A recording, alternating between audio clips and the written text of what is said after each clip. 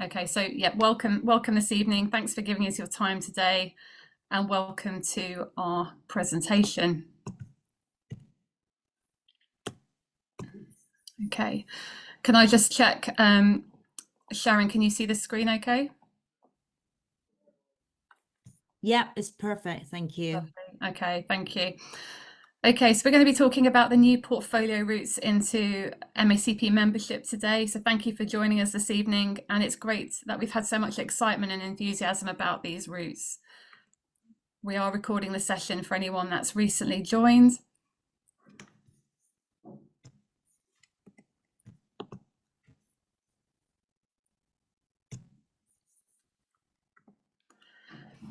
So I'm going to start by introducing the session.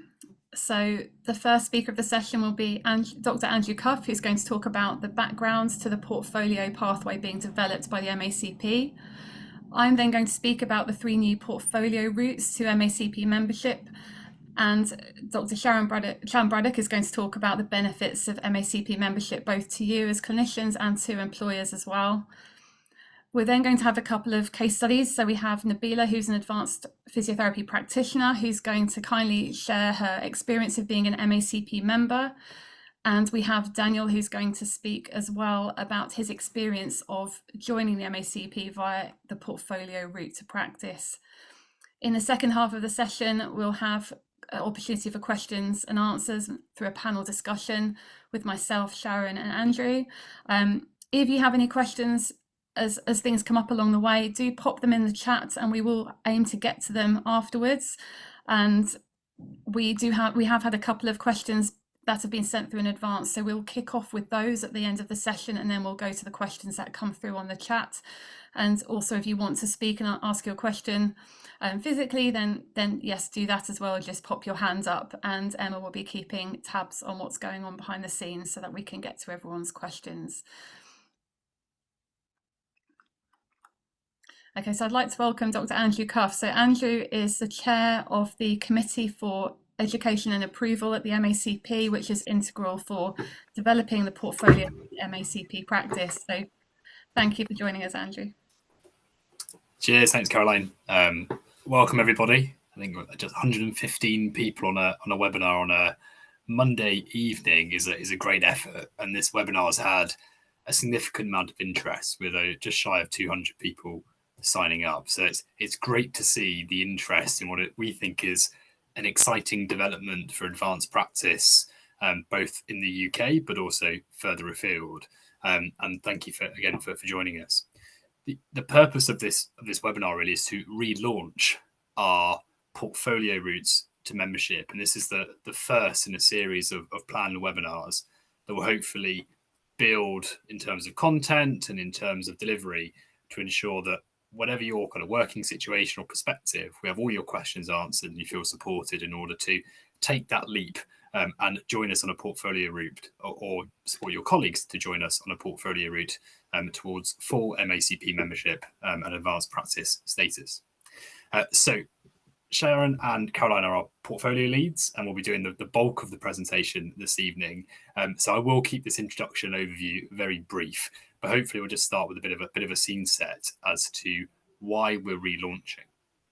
So I take you back to 2020, which hopefully you can all remember. Something happened that year, something quite significant that changed the face of practice as we know it. And that was the MACP launching its portfolio routes to membership. I can't recall anything else happening in 2020. But these portfolio routes were to sit alongside our HEI master's level programs through to membership. So for many, many years, you could join the MACP, but you had to do so through an accredited MSc route. We still have those routes to practice, and they are brilliant, and they've got some fantastic candidates going through the pipeline as we speak. The portfolio route is an optional or additional option to join us in the MACP, and very much coming at it from a position of trying to remove barriers, make them accessible, make them inclusive, and ensure that everybody that wants to can find a home in the MACP. Now, back in 2020, we had 2 routes to membership. We had the accelerated route, and this was pitched at consultant level for people that had a PhD and had worked in an advanced practice setting for many years and can demonstrate their consultant level capability. And Sharon and I joined the MACP through that exact route. We also had our standard route to practice, which was essentially, putting it bluntly, for everybody else, whether it be early career, late career, an experienced advanced practitioner, those with a master's, without a master's. And what we quite quickly realised was that it was probably too blunt in its design to really be attractive or accessible to people to want to do. For some, the bar was too high, for others, the bar too low, and we missed out a real chunk of people that were interested in developing their portfolio, accrediting and assuring themselves as working at level 7 advanced practice level and becoming an MACP member. So we took stock over the last 12, 18 months and reflected on, well, how can we make these portfolio routes more aligned with our vision of being both inclusive, accessible, and to remove barriers. And that's what we've come to and will hopefully be sharing more detail on this evening. And that's largely to move from having 2 routes to membership, sorry, 2 portfolio routes to membership, to 3 portfolio routes to membership. So not lowering the bar, so to speak, the equivalence, the governance is still the same, but to ensure there were more options that were attractive and also suitable for everybody at whatever stage they are in their career, from a few years qualified all the way through still to consultant practice, but most importantly, everything in between and more as well.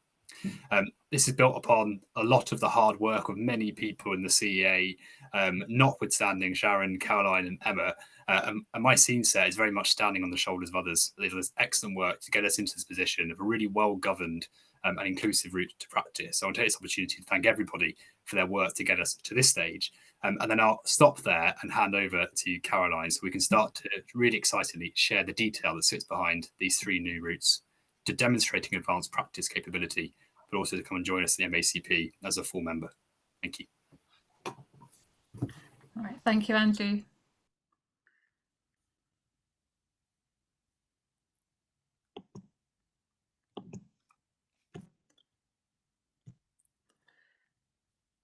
So I would like to now talk about the 3 new routes to the portfolio route to membership. So as Andrew said, the 3 new routes to membership, and in order to join them, you need to be a qualified physiotherapist, whether you've undertaken the BSc route or a pre-reg master's route or a qualification that's recognised in a country recognised by IFONT. You also need to be a member of the CSP and also a member of the UK Health and Care Professions Councils, the HCPC. In terms of the routes, route 1 is, in terms of deciding what's the best route for you, it's about your clinical experience and also about your post-registration qualifications.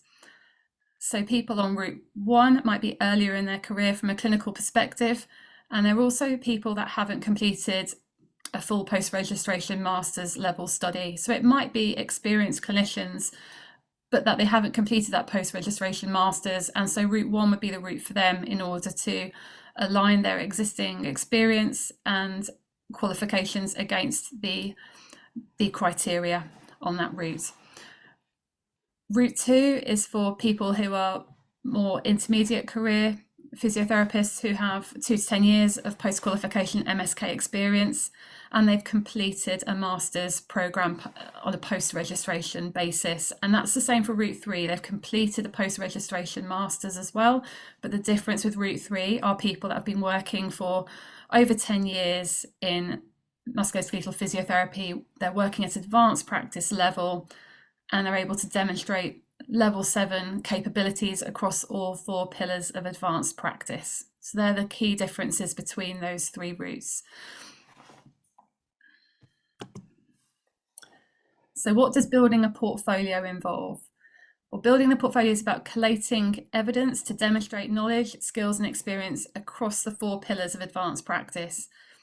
It may involve a mental clinical placement. So in route 1, this will always involve a mental clinical placement because this is people who have not completed a master's qualification already, post-registration master's. And route 2, you may be required to undertake a clinical placement as well if your master's and your existing qualifications have not involved placements of level 7. You have up to 5 years to complete your portfolio, so that it's flexible. It can be built flexibly around your needs over that 5-year period, and that's designed to map against the master's level qualification, where you get 5 years to complete it if you're doing it on a part-time basis. The portfolio is mapped against the IFOMP standards for advanced MSK practice. In terms of support that we provide on the portfolio route, so myself and Sharon are the portfolio route leads for the MACP, and we work together to guide the process for applicants. So from the start of your journey, when you first contact the MACP, it's us usually that will be answering your emails, answering any questions you have, and getting you started. We have a portfolio route checklist that we ask people to complete to give us more information about your background in terms of clinical experience and in terms of your educational background as well, to help signpost you and educate you about what the best portfolio might be for you. We then guide the process, get you registered on the right portfolio pathway, and you start as an associate member of the MACP, and you get a free year of membership as an MACP member on an associate basis as part of the portfolio package. Over time, we review the paperwork you supply, we review your portfolio, we support you with building it along the way, whether it be you're doing it over a year or you're doing it over 5 years. You may have a mental clinical placement, and we support you with creating that placement and setting it up, and setting up the assessments that are required as part of your portfolio route. Other support you have is that we have an online platform, a CPD platform for collating your evidence for the MACP as part of this portfolio route. In addition, there are e-mentors available via the MACP, and these are at an additional cost, and this is for people that might need additional mentorship and additional support. But more often than not, what we found by experience is that people tend to use their line managers and direct supervisors for this support. But we want to let you know that is available if you wanted that and you wanted some direct relationship with an MACP member. We offer support during the placement, and we also offer peer support, so connecting you with other MACP members who might be undergoing the portfolio route as well. Now, the mental clinical placement, just to touch on this, because we do have a number of questions about this. This involves 150 hours of placement time, and for direct observation by your lead mentor, it's 60 hours. So that's 40% of that placement time. You have 2 years to complete the placement, so it doesn't all have to be completed in one quick block of time. It can be completed over a period of time. The key is that at the outset of your journey with this, you set out what your learning objectives are, what you want to get out of the placement, and then it's about designing the placement to meet those learning and development needs, whatever they might be. So we want you to get the best out of that clinical experience. The cost is included in the portfolio fees. There's no additional cost here for the mentored placement. And we do have a list of MACP members available to deliver the placement for you, or it may be that you come and you know MACP members who are willing to host a placement. You can share the placement between different sites depending on what your learning outcomes are and whether this meets the needs of your placement. Elaine DeChow is our MACP mentor's mentor. So she sits on the MACP and helps support new MACP mentors in delivering mentored clinical placements. So if you know somebody who'd like to host you on placement who hasn't done it before, do put them in touch with Elaine and she'll be happy to help. We do have a platform online available for learning and development for new mentors to deliver MACP placements. I'd like to hand you over now to Dr. Sharon Chan-Braddock, who's going to talk about why becoming an MACP member might be important to you. Thank you, Sharon. Thank you. Thanks, Caroline. Nice to meet you all. I'm Sharon. I'm the new portfolio lead working together with Caroline. So I'm here to talk about what are the benefits for both clinicians and service managers, service leads by the completion of portfolio of the MACP. Next slide, please. So by completing the portfolio, there are a number of key benefits for clinicians first of all, is the quality and governance assurance. So you will be able to demonstrate the evidence of capabilities, which is a great measure for any employers as a quality assurance at advanced practice at in MSK. Advanced practice accreditations, as you know, that is an evidence to demonstrate your knowledge, skills, attributes, and capabilities across the 4 pillars at advanced practice, not just limited to England, but go across the 4 nations and also internationally, which will be very useful in your employment or career progressions and job transferability. As you know, MACP portfolio is fully mapped with the 10 dimensions of IFORM standards, which means this contributes to the unity in the clinical and academic standards of physio. So you'll be part of the more global and wider MSK community. Next slide, please. As Andrew and Caroline said earlier on, the new routes has been designed to be more inclusive in the MSK community. So it's not just for those who are already experienced AP practitioners, but also those are working towards as an AP level to welcome MSK physio from a variety of experience and different level of attainments and different clinical settings, both NHS and in private sectors. By completing the portfolio route, you will become a full MACP member, which means you can put MACP in your signature on successful completion of portfolio route. Also, you will be benefits from exclusive advantages such as the education research grants, the online CPD platform that Caroline mentioned before, free online journals and CPD day discounts, etc. Finally, I think this is most people looking at the options of going to the portfolio route is being in a more accessible and flexible environment, which is really important for work-life balance when we're all very busy. And throughout that journey, myself and Caroline as the portfolio leads and a number of resources will be able to support you throughout that journeys. Next slide, please. So obviously a happy team is very important for all service manager and clinical lead. And by the completion of portfolio route is also bring a number of key benefits for service manager and team lead. We got a number of services approaching us to looking at having portfolio route for their team. Mostly is for that quality assurance for their team, provide safe and positive workforce culture, and as a result of that can reduce clinical risk. Workforce planning, workforce retention is another main reason for service manager and team lead looking into portfolio options, so reduce that staff turnover.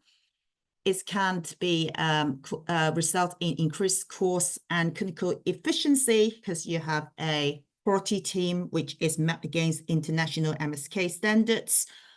Better outcomes and patient experience.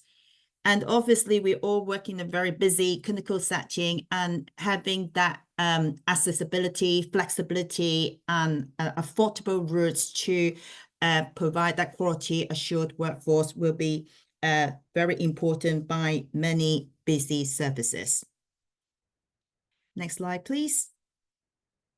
So in summary, the 3 new transformative routes are designed to be inclusive for all MSK physio with different experience, attainment, and different MSK setting to be a full MACP member.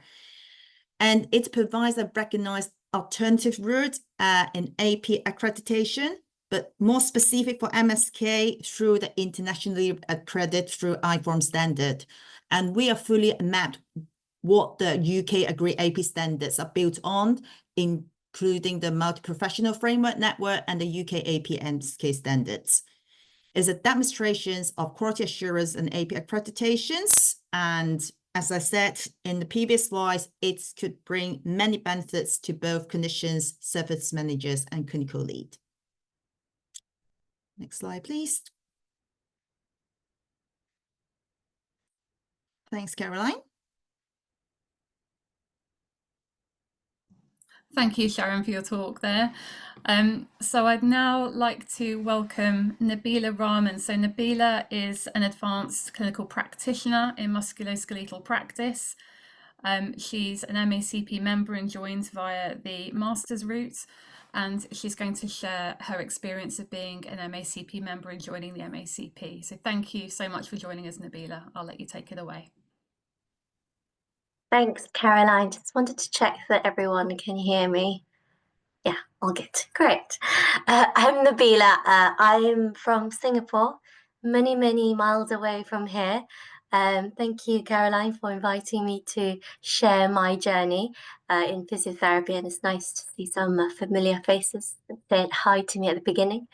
So, as I said, I'm from Singapore. I qualified in 2017 from Glasgow. I completed my junior rotations back at home in Singapore. I really enjoyed MSK and I was eager to enhance my skills. So then I decided maybe I should pursue further studies. So then I applied for the Masters in Advanced MSK Physiotherapy at King's College London. I believe the course is now transferred to UCL. I mean, I really enjoyed Glasgow, but then I thought, why not try something new in London? So then I was accepted into the course, but also very lucky to be a recipient of the King's College International Scholarship. So I was very lucky financially. And upon completing my master's, then I was very lucky to be awarded the Best Research Prize from the program, and I received the MACP Student Research Award. I then started my Band 6 role at Ashford and St Peter's NHS Trust as a Band 6 upon graduation. I then presented my research project at the CSP conference. So anyway, fast forward to today, I'm now in a split role where I work with orthopedics as an advanced practice physiotherapist, but then I also do a little bit of rehab at MSK therapies because I don't really want to lose my skills as a physiotherapist. I'm really enjoying what I do, and I think I'm in a very unique situation where I can do a bit of both. I personally feel incredibly fortunate to have had so many golden moments because they didn't just allow me to grow, but also connect with amazing people, which I wouldn't have had the same opportunities if I stayed in Singapore. And particularly for the MSc program that I was on, it's been my favorite. I'm not even exaggerating. It's been my favorite educational part of my life. And I would do it again. I just enjoyed it so much, even though it was just for a year. It helped me remain relevant and had that critical appraisal skills and clinical reasoning skills to be able to work well within the NHS portfolio route or within the NHS career as a physiotherapist in advanced practice. So I would really recommend this route to anyone looking to build their portfolio. And I'm happy to, if you want to reach out to me to ask questions, I'd be happy to help. In particular for the MACP memberships, to answer Caroline's big question here. Personally, for me, it was the access to the courses. So since I graduated years ago, I'm still actually attending the courses myself, just for my own clinical development. And I find the courses really help pave the way for future learning. The speakers are brilliant. The content is very relevant in advanced practice. The courses are virtual, which really helps me. It's really convenient. I'm also an MACP clinical educator for the master's students on their placements, and I really enjoy it. So I guess I'm still building on my existing knowledge. In fact, I'm actually attending one of the MACP courses at the end of the month. I'm still growing, so I can apply myself in meaningful ways. And that's my story. And I hope that you would also have similar success stories, if you'd like to call it that way, in your own portfolio route, whatever it might be. Yeah, that's me. Thanks. Lovely. Thank you so much, Nabila. That was so nice to hear your journey and where it's taken you and what you've enjoyed about it. It sounds like you've really relished all the opportunities you've had to bring your career forward. So thank you. When we get to the questions, if anyone does have a question for Nabila and wants to direct it towards her, do let me know. I'm sure she'll be happy to stay on the call, hopefully, and answer those as well. But yeah, so we'll move on now to the next our next case study speaker, and that is Daniel Manoso Hernando, who is joining us actually from Spain. He works over in Spain now. He's an international MACP member, and he joins the MACP via the portfolio route, and he's going to speak about his journey. So thank you so much for joining us, Daniel. Thank you for coming online this evening after a busy day of lecturing.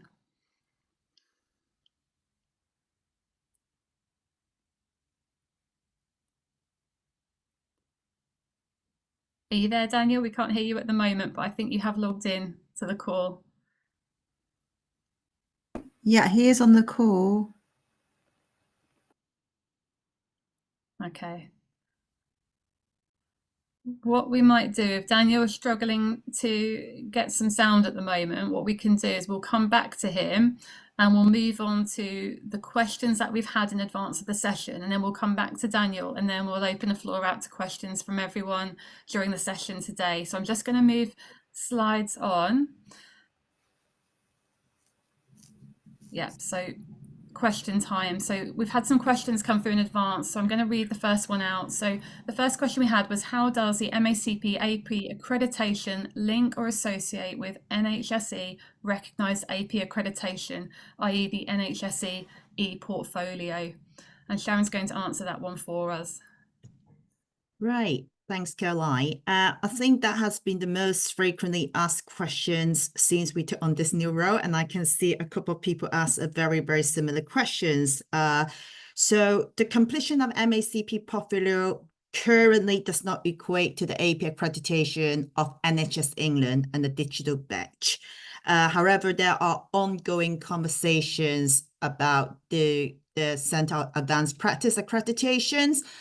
What it is important to know is the UK agreed framework, such as the multi-professional ACP framework and the UK MSK AP standards, they both mapped and built on the IFORM standards. So IFORM standards is the foundations of all these other UK agreed framework. And therefore, IFORM standard meets the criteria of standard and so offers equivalence of advanced practice accreditations. In comparison to the e-portfolio, MACP is valid and is more MSK specific. It's accredited internationally through IFORMs. It's not just limited to England, but it's go beyond 4 nations and internationally.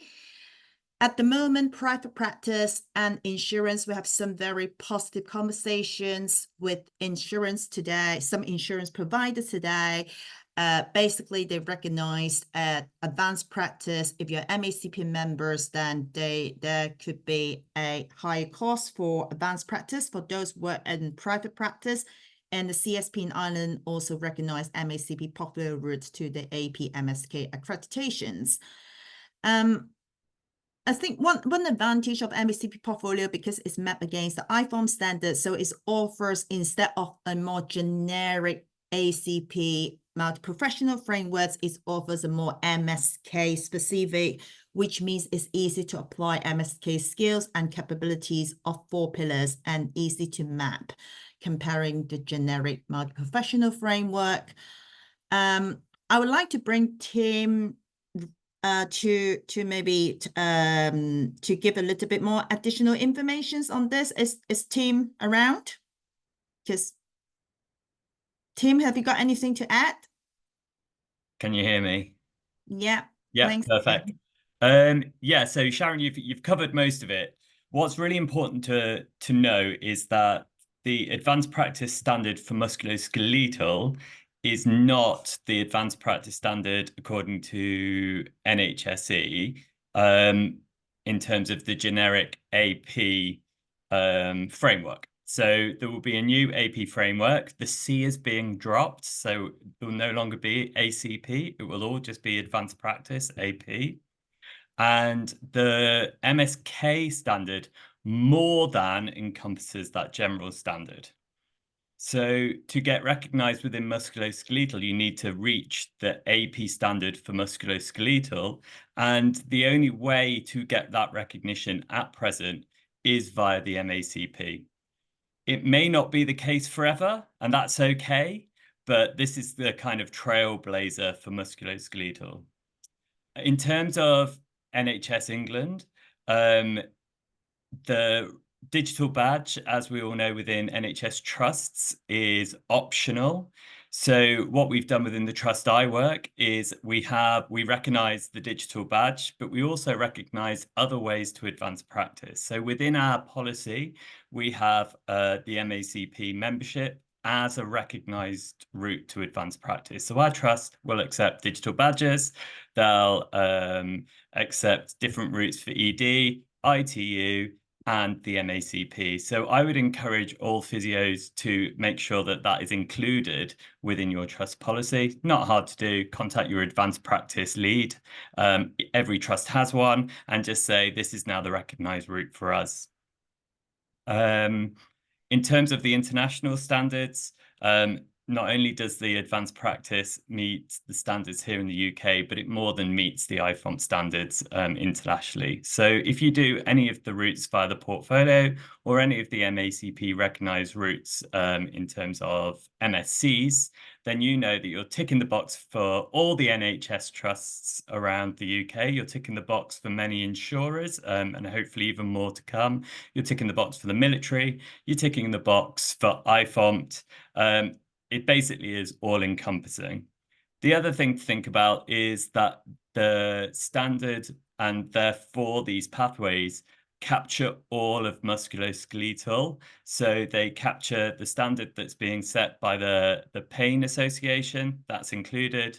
They capture all of the standards within sports medicine for physiotherapists, they're all included. Rheumatology, all included. And trauma and orthopedics. So this is a way of doing recognition for all of those specialties. Thanks, Tim.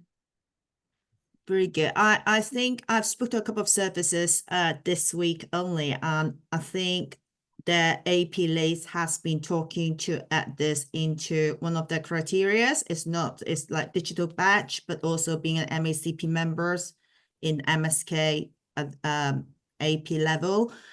So yeah, thank you very much, Tim. Shall we move to the next question, Caroline? Yeah, lovely. Thank you, Tim, and thank you, Sharon, for the answer there.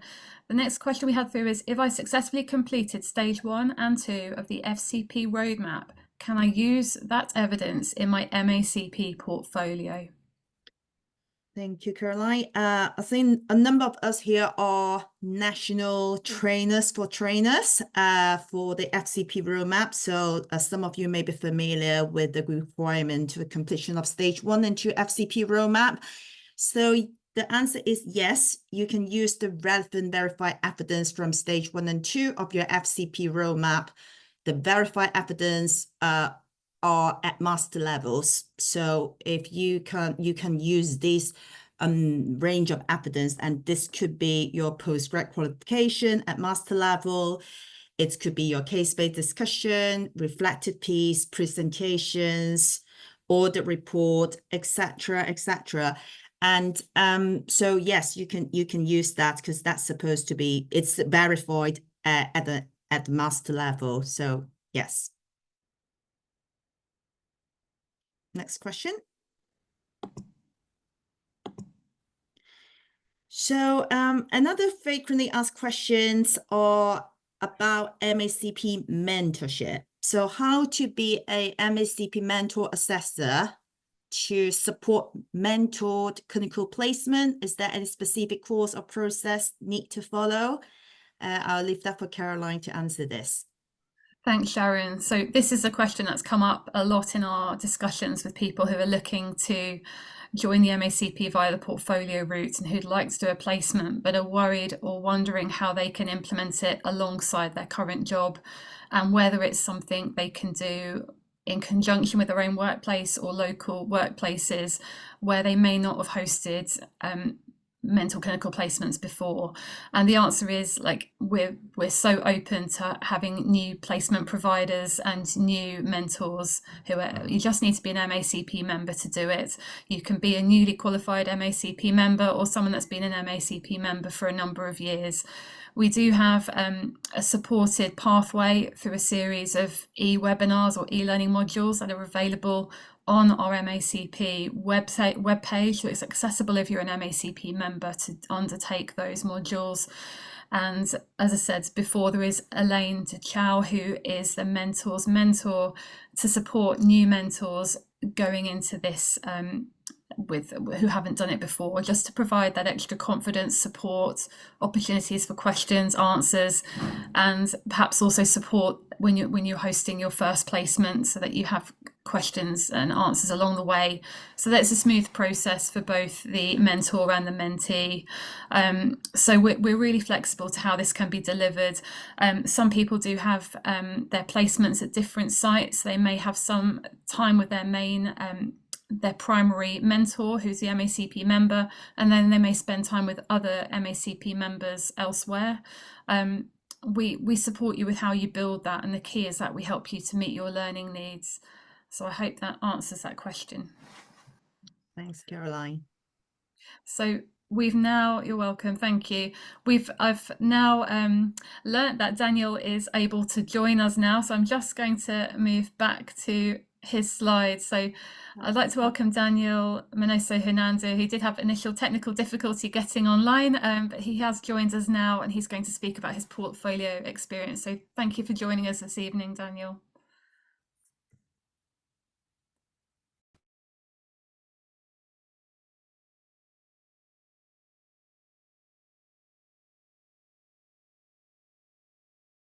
So we can't hear you at the moment, Daniel. You might be on mute. Or he's just coming back in, so I think he has had more problems. Daniel? Yeah, can you hear me? Welcome, Daniel. Thank you for joining us. Please share your experience. No problem at all. Thank you. Well, thank you very much for inviting me. Well, I'm Daniel Manoso. I'm a full MACP member, and I'm working now in Spain as a lecturer and researcher. I'm also seeing patients in the university clinic. And I did my portfolio route in 2021, 2022. It took me more or less a year, slightly less than a year, to achieve it. And in my case, when I did it, so two years ago, nearly 3 years ago, there were only two options, like the standard route and the accelerated route. I didn't fulfill the requirements for the accelerated route, which means that I had more than 10 years of experience or a PhD. At the time, I had over 8 years of experience. I was doing my PhD, just starting my PhD journey. So that means that I did a master's degree in MSK here in Spain, but it's not recognized by the IFOMT. So basically, I had to develop my portfolio based on my background and on those things that I wanted to achieve and improve against the IFOMT standards. I also, at the time, I also had done a lot of postgraduates in MSK. Actually, I'm seeing Andrew Cuff. I think I did one with him in Louvain-la-Neuve. I think that I'm sure he doesn't remember me, but we were together in Louvain-la-Neuve in a Mulligan's course. And basically, when I developed my portfolio route, I had 8 learning outcomes to improve. They were my clinical reasoning. It was based on my those things, those items that I wanted to improve, based on my strength, my weaknesses, my opportunities, and my threats. So basically, these learning outcomes were my clinical reasoning, my exercise physiology knowledge, red flags knowledge, advanced handling skills, and pain science. And I was very, very lucky because I could, or my clinical mentor, my MACP clinical mentor was Gary Bissell. At the time, he was my boss. So I was working alongside him in the same practice. So I could pop in earlier. I could stay quite late at night, spend a lot of hours with him. I could see him treating a lot of patients, and he was supervising me with my patients. So we had a lot of discussions about these learning outcomes, about my clinical reasoning, about exercise physiology, about red flags. I also did at the time first contact practitioner course, very related to red flags, to recognition of the red flags. And because I had to improve my knowledge on these items, I read a lot of articles, a lot of books. So I was basically writing everything down, developing my portfolio on these items, and discussing a lot. I was very lucky because I was with my clinical mentor all the time, so I could discuss all this stuff with him. It took me longer than I expected, because at the beginning I thought that, okay, it's going to be quite quickly. I had my master's degree in MSK physiotherapy. I've done a lot of postgraduates, but at the end it takes time because you have to reflect on when you are learning, and it takes time. Then I had as well a formative assessment with my mentor, my clinical mentor, just before the final assessment with, in my case, was Madeline Nazareth, I think. And I have to say that all this year, because at the end it took me more or less a year, it was very fruitful. It was a very motivating period where I learned a lot. I thought that I knew a lot, but the truth was that I had to improve quite a lot. And for me, it was it was great to have the final assessment with Madeline. It was an initial assessment patient and also a follow-up. It took the whole morning, and I was asked all the time about so my clinical reasoning, my communication with my patient, why I was doing that technique instead of another one, how did I collect all the information regarding the irritation and severity of the pain of the patient, and so on, so on, so on. So eventually, even I thought that I knew a lot, putting myself in that situation when someone is asking you questions, makes you feel or makes you aware of your weaknesses and all the things that you have to improve. I passed the exam, but it was very, very rewarding, because for the next year I had my homeworks, which means that all the things that I had to improve based on that assessment. So there were the things that I had to improve. So it was very, the whole year I was very motivated. I learned a lot more than I thought. And I improved my clinical practice. I improved with my patients as well. And I always think the same, that the more you know, the better it is, not just for the patients, but also for you. Because it's much funnier, because you understand much better what the problem is and how you can manage it. So basically, this was my journey. It took me more or less a year. I developed my portfolio based on 8 learning outcomes, based on my background and all the things that I wanted to improve. And it was, I highly recommend it. Thank you so much for sharing your journey and your experience of that portfolio route, Daniel. Really appreciate it. Pleasure. So I'm just going to move us along now. So now we're going to go to questions for people online. So we can go to the chat, and we can go to people who want to pop their hands up as well. Emma, are you able to? Yeah, I am. I think some of the questions are being answered as we've been going along, so I've got a little bit confused about what's being answered. So I'll go through them all, and then you can just say yay or nay as whether they've been answered or not. So the first one was, Caroline, can we have your contact? Yes. Yeah. Yep, so that will be, so I've got a slide at the end with the contact details where you can get to myself and Sharon, so you can just address it to either one of us if you want to speak with someone in particular, or if you want a general question to portfolio route leads, then do ask it, and one of us will, whoever logs on first will help you out. And then it would be good to discuss how this fits local and national wider context, available funding, alignment with NHS England. So hopefully, go on, Sharon. Tim, Okay. she just has a meeting. Yeah, so in terms of England, so I can speak to England specifically because the other three nations don't quite have this ready to go yet. England have a what they call a credential. It might not land as a credential because they're changing the wording, because essentially what that means is there is a pot of money that to go on accredited courses.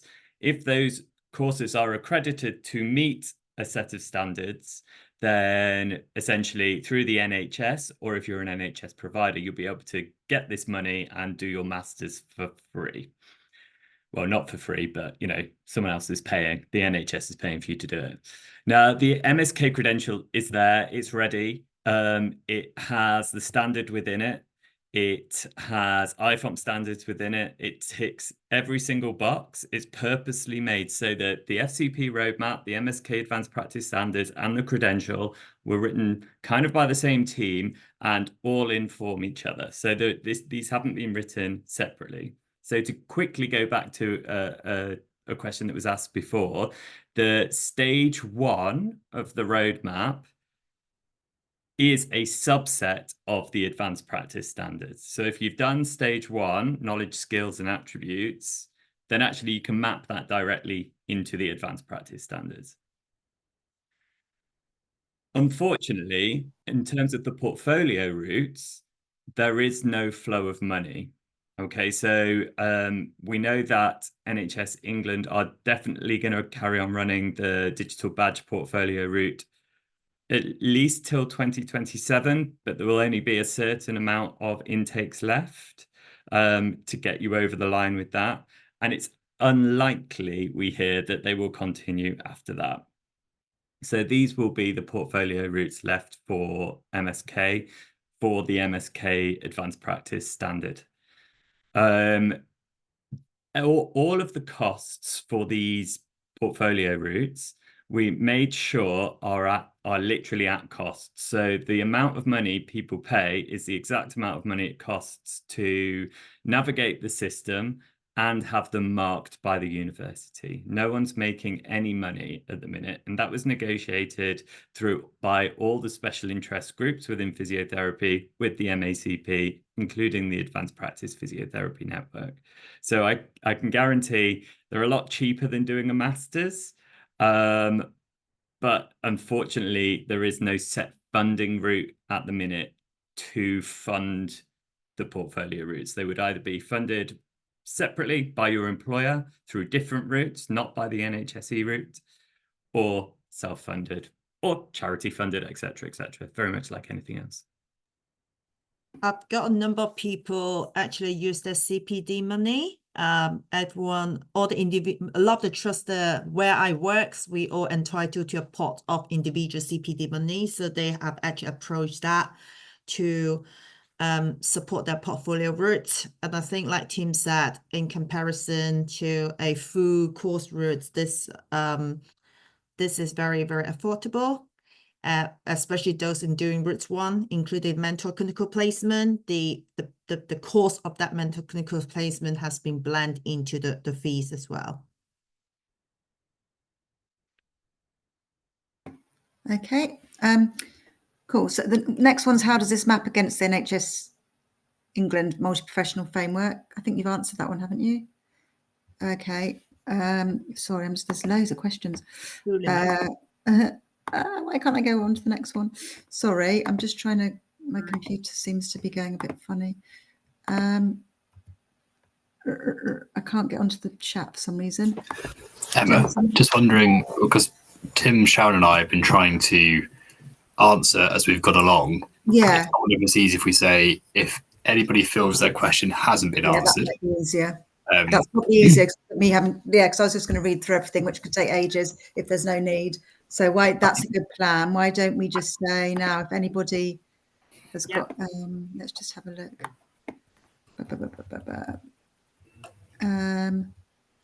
7:50. Okay, so I think, so anyone that hasn't had, so how many MSc modules are needed for Route 1? I think I've answered that slightly higher up, but Kim, speaking directly to your question, it will vary case by case, individual by individual. So we're not saying you need 3, 4, 5, 6, 7, 8, 9, 10. It's depending on you and the totality of your portfolio. I think, looks like you've got. I think another question commonly asked is, what are the example of evidence, what we're looking for? When we're looking at the general information, which is available on the website, could be a range of things like your audit report, your case-based discussions, your reflective piece, your presentation that you have done, your demonstration of any leaderships, any weekend courses, M-level courses. It could be a range, and I think it's very important to bear in mind portfolio is very personal. So everyone is really different, and it's very much, it's your portfolio, and we're here to support you to how to collate the portfolio. So there is not black and white all the time, and that is my job and Caroline's job then to help people to support them through that journey. But it could be a range of evidence to evidence your advanced practice level, really. Okay, I'm trying to see if there's anything. Andrew, can you see any that you don't think you've answered? Yeah, I can see a few that have brought back up to the top. The problem is, as new questions come in, they move, don't they? Yeah, one's around. I think it's Sam's just asked around Nottingham, and a number of Tim's replied to it. Organised by the MACP, yes. So the placement is costed into the portfolio routes, no additional fee for that. And in terms of how mentored clinical placements are mentored, there's a variety of options. So if somebody wanted to do the portfolio course but has no access to an MACP mentor, then Sharon and Caroline will kind of hook you up in terms of who might be local, who might be interested, and who can do that. If you have any MACP member can be a mentor, and we've got some open access training via the CSP to support developing mentorship, what it means to mentor a placement. If you were to do a placement within one of your supervisors in your department, for example, then we would put a second MACP mentor at least as part of that placement. And that can be done remotely, it can be done digitally. We really are exploring the art of the possible in terms of remote placements to remove the barriers. And essentially, therefore, we will quality assure it through that route. So if you know somebody, brilliant, but we will support somebody else to kind of make sure you're not marking your own homework, if that makes sense. But equally, if you don't know anybody that might be able to mentor you, then get in touch and we can support you to identify someone. No, so Claire, all three routes map onto the multi-professional standards, not just the route 3. So all three routes are to get you to the same point. Your portfolio is to demonstrate your capability mapped onto the standards. It's just 3 different journeys to navigate depending upon your starting position. But they're all equivalent at the end once you pass the course.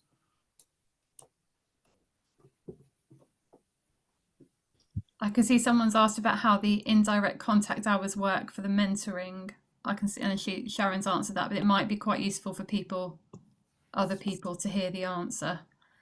And what Sharon said is it must be, she's copied it, but without with the clinical mentor, it must include observation of the student, assessing and managing patients in the practice setting, so it can be achieved electronically or directly. Sorry, I think I might be repeating what Andrew just said. Yeah. I might just zip it there. Moving on. I just put a link on the chat box. If you're interested to be a mentor and you're full MACP members, then there is e-learning modules on the MACP website, which are the free modules. And there is a number of resources to support you as a mentor and your mentee. So just put the link on the chat box. One question that comes up a lot is that people ask whether they can do their placements in their work base, and that is fine, but we do encourage some time externally as well, or external oversight from another mentor if that's the case. It can be really good to go and experience practice in different settings and have sight from someone that hasn't seen you in clinical practice already and can challenge you potentially in different ways. And it may be that you have a shared placement between your place of work and somewhere else as well. So and it may be that you can have an exchange situation with another trust where they host mentors, they provide mentorship to your place of work, and you reciprocate that, just to give that clinical variation and mentor variation. So there's lots of ways of making it work, and we're, as always, happy to support and keep things flexible and accessible for you. I was also going to say, Caroline, it's Emma again. If there are any questions that we've missed, people can always email me, and or you guys, and they can be sent across to you if there is anything that we have missed inadvertently. Lovely. Well, we are at the end of the hour now, so if anyone doesn't have anything burning, if you want to pop your hand up now, we can probably got time to stay on and answer a last question.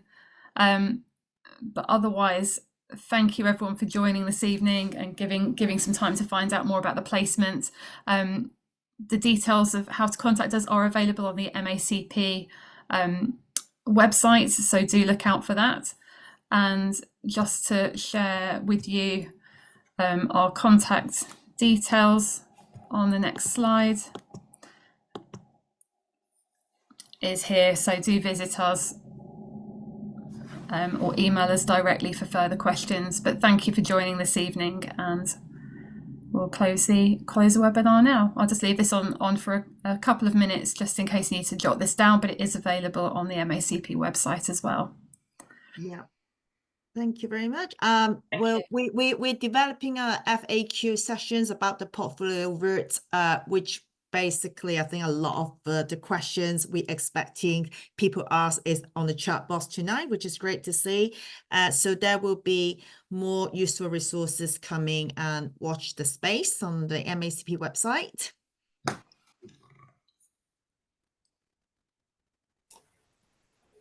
Excellent. Thanks, Emma. Thanks, Caroline. Thanks, Sharon. Thank you, everybody. Thank you, everybody. Have a lovely evening. Thank you. Bye-bye. Thank you. Evening. Bye-bye. Thank you. Bye. Bye-bye.